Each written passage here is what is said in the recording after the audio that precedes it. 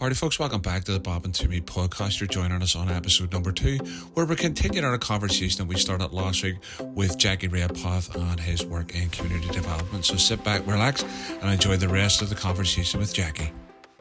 You were fighting for your life, really. Yeah. You know, it was serious. You're fighting for the life of a whole community as well, it like, was I serious think of shit. that. Yeah. So I know you'd mentioned a few things that you got around, some of, the quick wins and things like that. In terms of those early days, what were some of the standout moments for you? Maybe something that reinforced you that, I've made the right choice in terms of what I'm doing. That this was the right call. Yeah.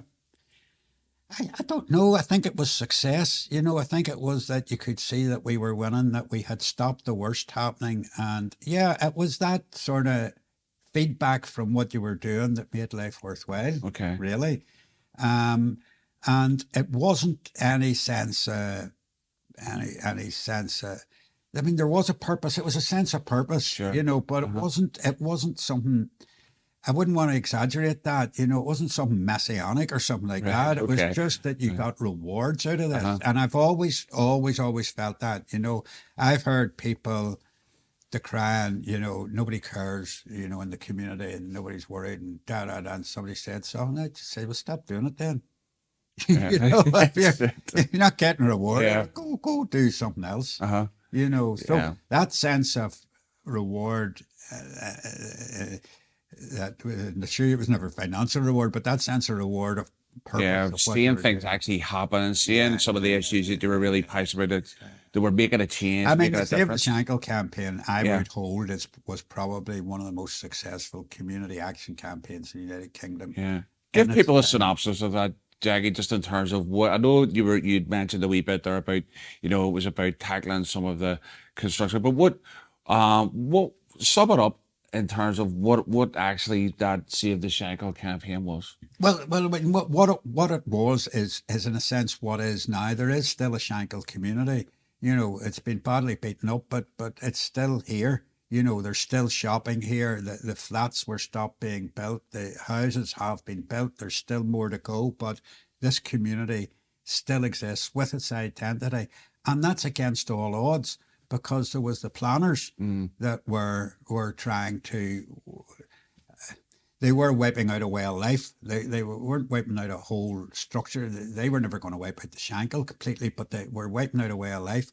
But you then, as the Troubles continued, there were people, call them securocrats, that I believe by the late 70s had seen the Shankill as being a difficulty because it was really in at the heart of where the violence was. Yeah. And in the middle of it with, it was surrounded by communities that were strongholds there. I don't think the Shankill was probably the only place in the UK that was experiencing that. There were other cities across the UK, I think, were experiencing similar things, not in terms of the Troubles and stuff, but in terms of that, almost that perfect storm. I think of Liverpool. Well, they did. I mean, people will relate to this, that there were other, and especially industrial cities, that had heavy industry in them in the north of England and in Scotland, Glasgow and so forth, that experienced this same sort of thing with redevelopment and the collapse of the industrial base. What they didn't have was the Troubles. Sure. And that added another dimension, which was a frightening dimension to it all.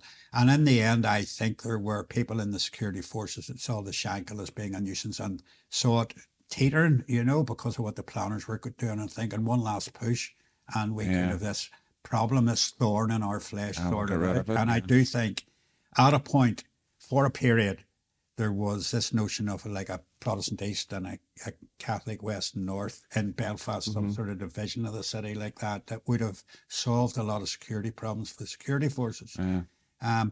It existed, I believe, from about 1977 to early 1980, and then it was abandoned because it wasn't going to happen. But I do believe that, so for a community to have dealt with that was absolutely massive. No. Do you think in any shape or form that the Troubles hid some stuff that was happening in terms of, that because that was a lot of the media focus? Do you think there was problems that went under the radar and stuff as a result of the Troubles being in place as well? Yeah. What kind of things would you be thinking that would have? Yeah, I think we came very late to address certain issues I mentioned earlier. The big thing was getting to school. It wasn't about, So the Troubles left us with a legacy that we didn't know it was going to leave us with. In this community and other communities, you know, a legacy of educational underachievement in this community, which is has been quite dramatic. The levels of long-term illness, the levels of mental health issues, amazing. And also issues around trauma, which we're now learning about more in recent times, and even the notion of intergenerational trauma, which is now starting to be understood and uncovered. The Troubles covered a lot of that. I mean, I'll give you two instances of what didn't happen during the Troubles in the way that it happens now. After the Troubles ended, there was a massive rise in violence in the home, essentially of men on women. Domestic violence didn't happen so much during the Troubles because the men were doing their violence somewhere else. You know, and the only thing was suicide. There has been a frightening growth of suicide from the Troubles ended compared to when they were on. You know, now there is stuff that the Troubles actually, drugs. There's a third one coming to me. You know, there was not, during the Troubles, drugs was a student thing. You know, you know, like a middle class thing, you know.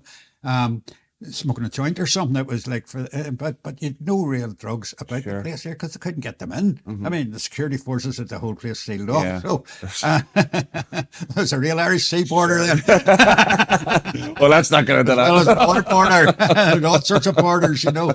And so then since the Troubles, we've had an explosion. Of all of that, the domestic violence, suicides, drugs, the level of drugs available. So those are things, and then the legacy of the trauma, the Troubles that comes after it. You mentioned you'd started off with the community council was where your first employment was. Obviously you moved on to other roles and stuff. Was that with the Shankill Community Council, or did you move into other organisations? And how did that all come about? And what was that? What motivated those type of things for you? No, there was. I did the community council for about 3 years, and then there was a lot of administration all happening in it, and I wasn't great on the administration, but I could have done it and do it if I need to, you know, but it wasn't really what turned me on. Get somebody else to do it anyway. And we then set up the education stuff I mentioned. We realised we started dawn on us. This is a big issue here, you know, and because the jobs had gone, kids needed qualifications to get into anything new, and you never needed qualifications. Like Liverpool, like Glasgow, you didn't need a qualification to get into shipyards. It was almost like a succession thing. If your dad worked at a shipyard or whatever, that's where you were going. The same happened here. Your uncle got you into Mackey's Engineering or into the shipyard or wherever. And you didn't need a qualification to get in. Then you go do City and Guilds, and if you got your apprenticeship, you were pretty well set for life, you know. Because they all went, and suddenly you needed qualifications in this new world that was emerging. Though at that point there wasn't much of a new world emerging in Belfast, you know, because we're locked into the Troubles and the violence. And we lost a big 30 years in the city, you know, in communities and in the city as a whole. So we started looking at that education thing, and we set up an education workshop and started doing all sorts of things with a publishing company. There was a guy came here, he was brought up in Ballynear outside Belfast, but he was a photographer that worked, had been a journalist actually, a staff photographer in the Irish Independent down in Dublin. He started in his days off, he'd do shift work and then come here and photograph around the Shankill, because he had found an inner city community in Dublin that was very similar, and somebody got him up here, and he never left. He ended up giving up his job, very well paid job. He'd be in Dublin in all those days, and there wasn't many people living about in those. And he gave that up and set up this photographic unit in the Shankill, and he became like our local photographer from 1976 till he died in 1989, quite young. And, you know, we've a record of life, the redevelopment in the Shankill and the photos that he left. It's amazing.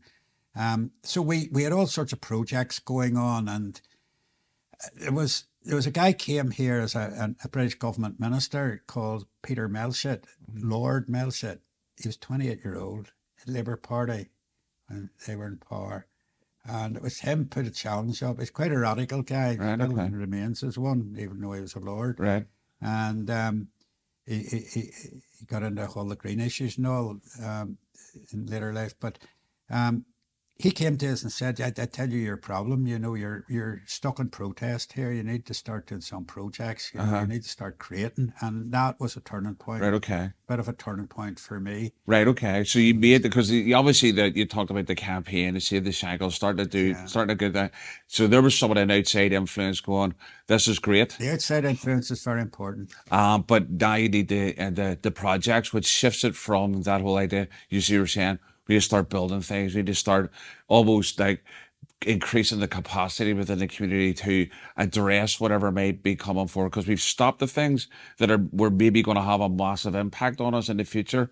Now we need to help start building that future. You need to create, and we started doing that with projects, and that's when I started working then with a Shankill Development Agency, which is what it says in the tin. It was a development body as opposed to Save the Shankill campaign, and the campaign had done its job. And I've said to you, you can only campaign so long. You lose the people after it, And we set this up at Development Agency and started doing development work. And the first project we did was Argyle Business Centre. Right. Okay. Got it developed for local enterprise. Right. And when was that? Small business. That was 1991. Okay. 1990, 91. And we started doing stuff like that. And then I started thinking, with 3 or 4 things like that happening, and started thinking, what's the next good project, and realised good projects weren't going to change the scene. It needed a strategy, actually. Okay. It wasn't what's the next thing we want to do. It was, where are we going here? And as a community, we created a regeneration strategy back in the mid-1990s. And I think we were the first to do it. Right. To say, let's think 30 years ahead. It's taken 30 years of decline for us to get to this point. We're not going to turn it around with another good project.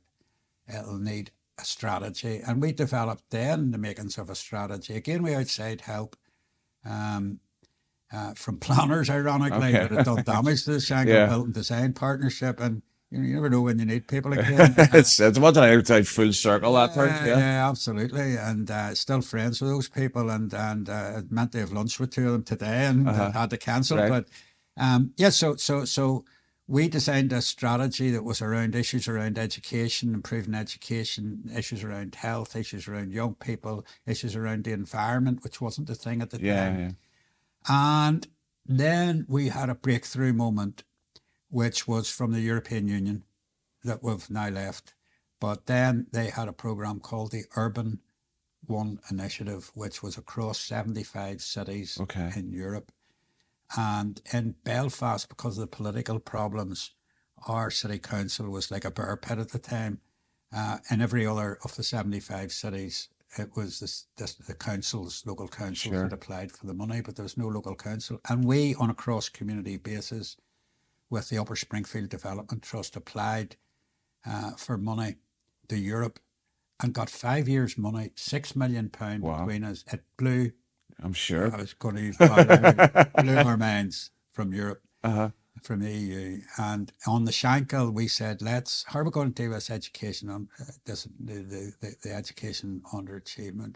You need to start at the beginning. And we set up the first early years project that existed anywhere in Northern Ireland, or maybe the UK. In fact, I think it did in the mid-90s. And the idea was, what happens in the first 3 years of a child's life is absolutely vital for, and everybody knows this now, but nobody really back then, much then. We learned a lot from America. Never reject the importance of outside influence and of learning from others. It's a big lesson for me.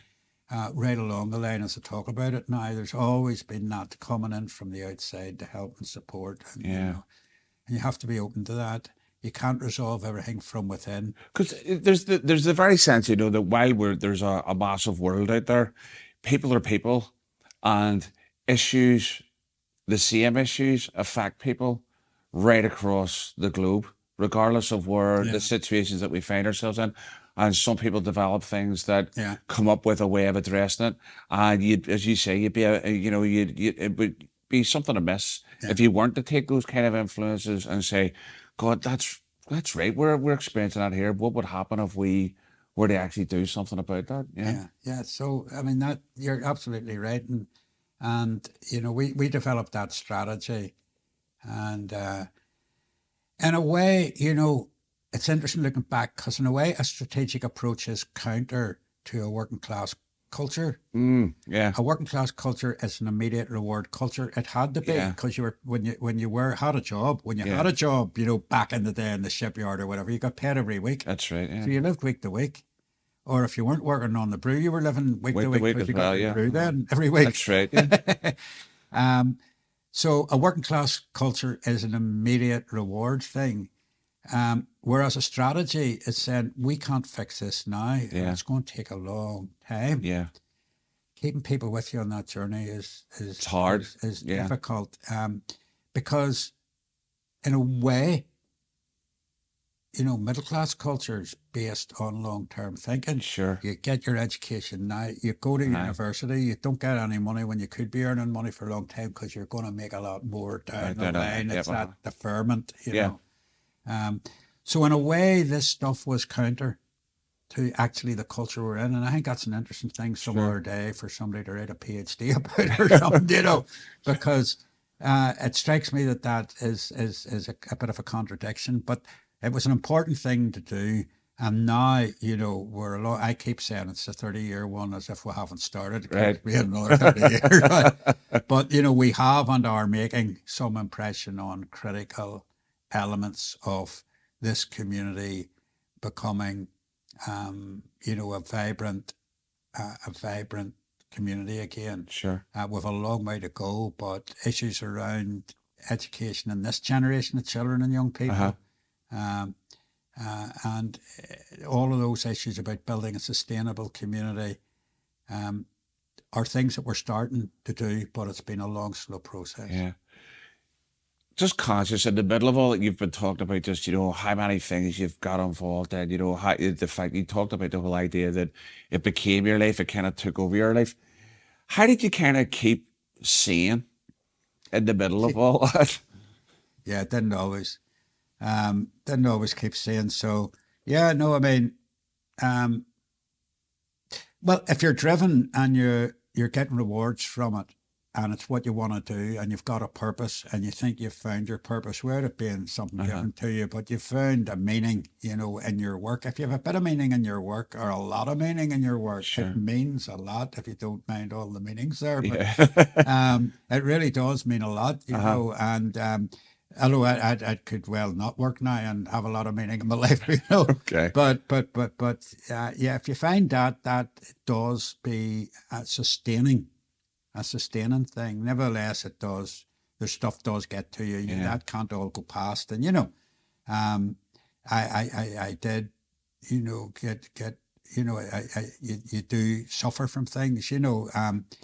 I'd never be good organisationally at finance, for example, and there was some of the programs that we started and projects that we started that actually created big difficulties financially for the organisation which I work for now, Greater Shankill Partnership. We built a massive building called the Spectrum Centre on the Shankill, and it's a wonderful thing to have now, but at the time, even though the business plan for buildings are a nightmare, I think in community work, No, I think a bricks and mortar sometimes becomes that, because then it's not just all of the legislation that has to deal with that, and your funding streams and all that kind of stuff, and any of your health and safety regulations and all. It becomes a whole completely different ballgame. But it's also then about pacifying the rest of the community about the use of that place, and does this fit with your agenda? Does this fit with somebody else's agenda? It's all a problem, and I mean the Spectrum's become a, I think has become a key thing in the community. But at the time it was built 24 years ago now, in 2000, people called it a white elephant and this sort of thing, But it's one thing building it, and it's another thing running it and getting the money to run it. Yeah. And it nearly brought us down that, and I would think now I probably had a bit of a breakdown at that point. Right. I wouldn't have felt it at the time, Sure. and I'm not even still sure, but it did hit me very, very hard, and I had to take a bit of time out, and that. What did that look like in terms of, how was it impacting you? Well, it impacted me. I've talked about job having meaning. It impacted me that I didn't want to go to work. Right. It got too much for me, you Did know. you think about giving up? Maybe, I don't know. I think the place that I went to, it was deeper than a choice of giving up and everything would be okay or not. It Mm-hmm. wasn't that. It was something that was happening deeper. And, you know, I mentioned earlier about this sort of work, which is very unstructured. Yeah. If anybody's listening, they can hear that it was unstructured. Uh-huh. That suited me.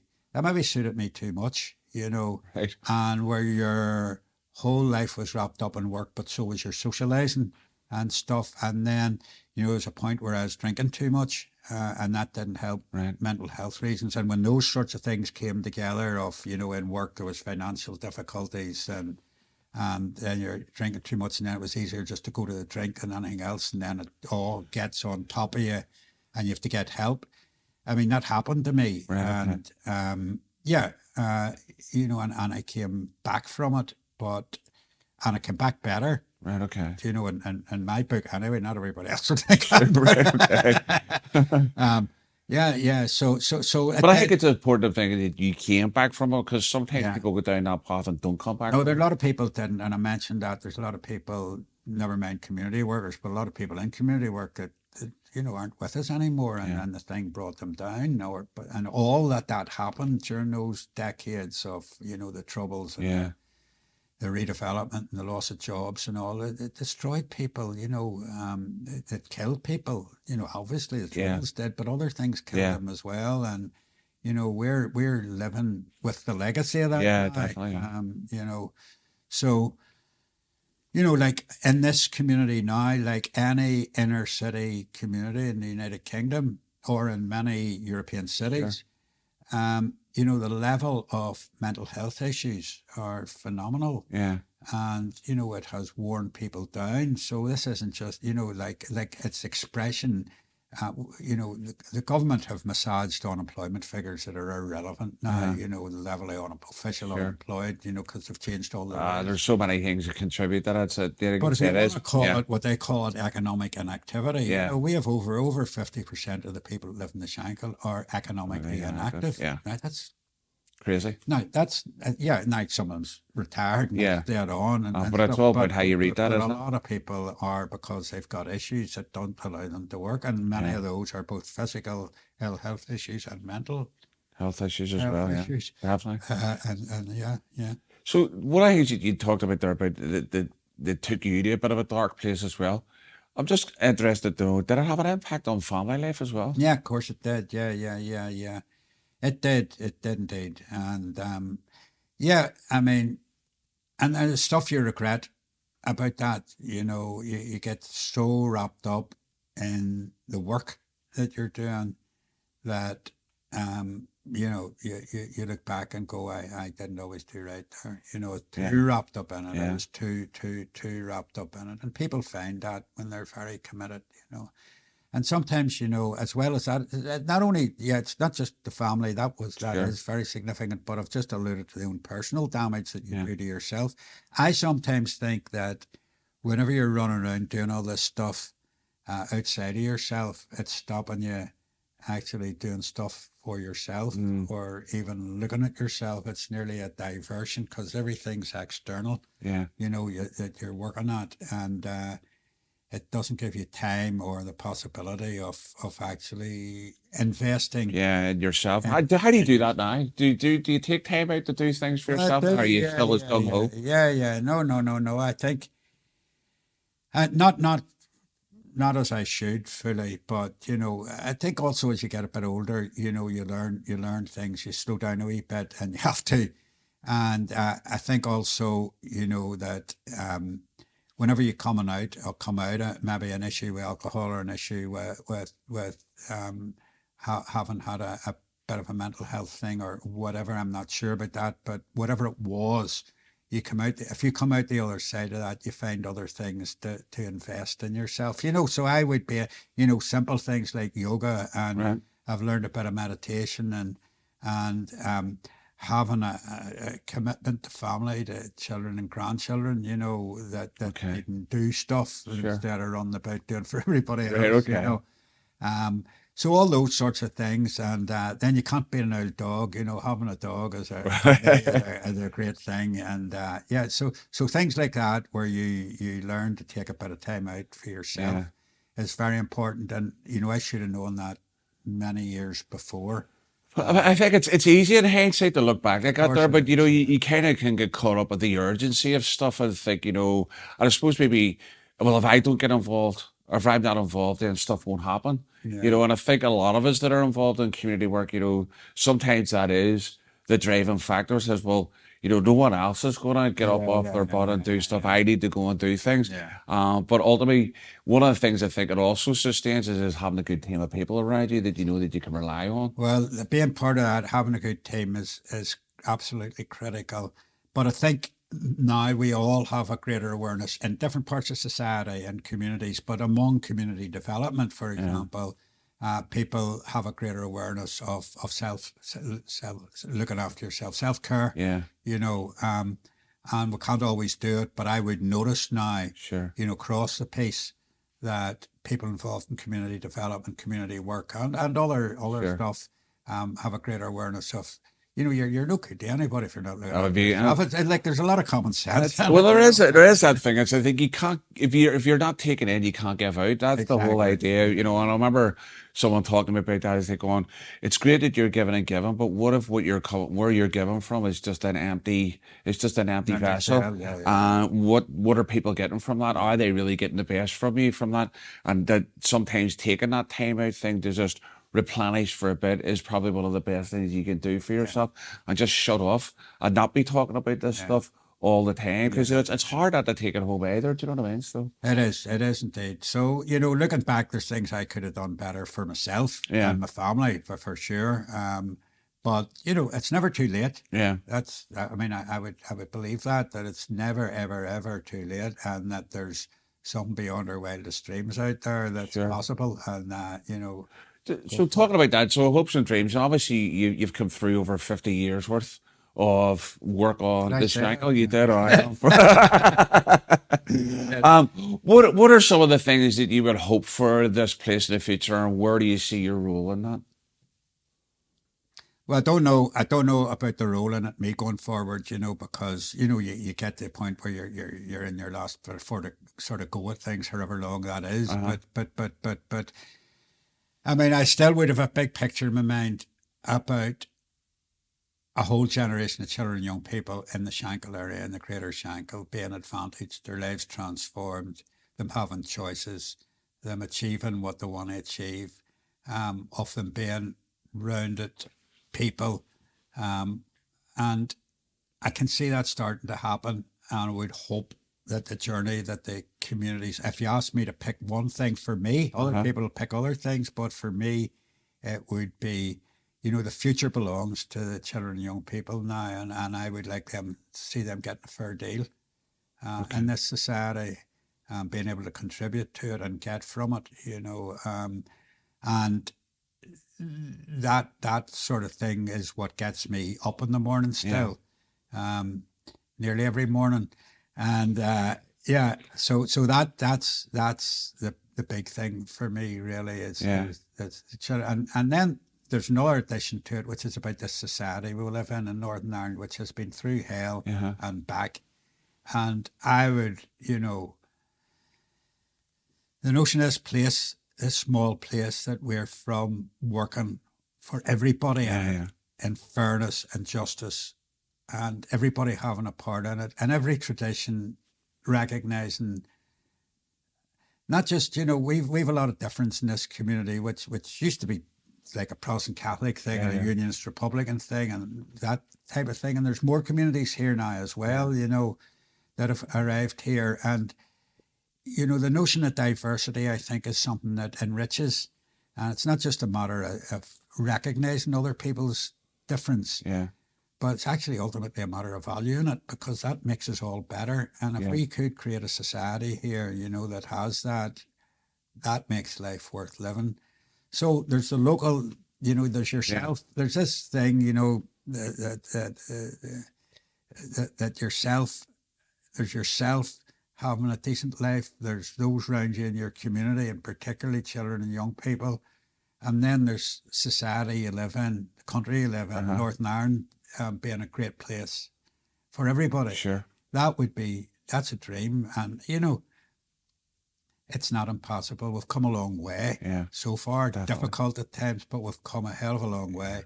A long way to go, but it's one of those things that we saying, be proud of how far you've come and have faith in how far you can go.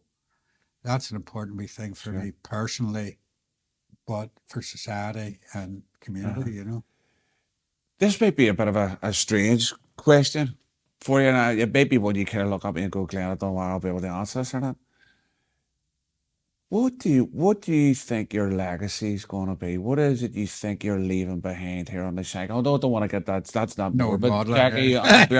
But I think way bit early to talk about that one. what is it? What would you want people to say that Jackie Redpath, and this is what he left us. This is what he gave us. Don't know. I don't know. I mean, yeah, I know. Yeah, you sort of get to a point where you're looking at that, and I think the thing I've talked about around children and young people, that this generation actually over the next 30 years, becomes a generation that has all the advantages of any other generation. Would be something that I would love to happen, and call that a legacy. There's other people doing it as well, working at it, in all sorts of ways, in schools and families and in programs and projects like Alternatives here and elsewhere.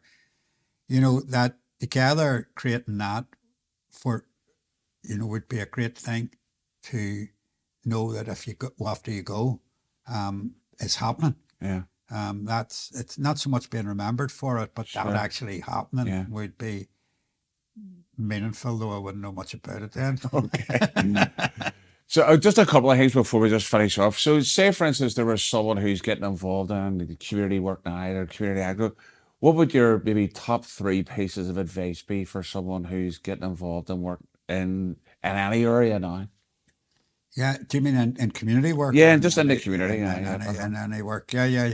Well, things have changed a lot. I probably wouldn't get my job now that I've got, you know what I mean? I wouldn't even get shortlisted for it, maybe, because it's all about qualifications and all now.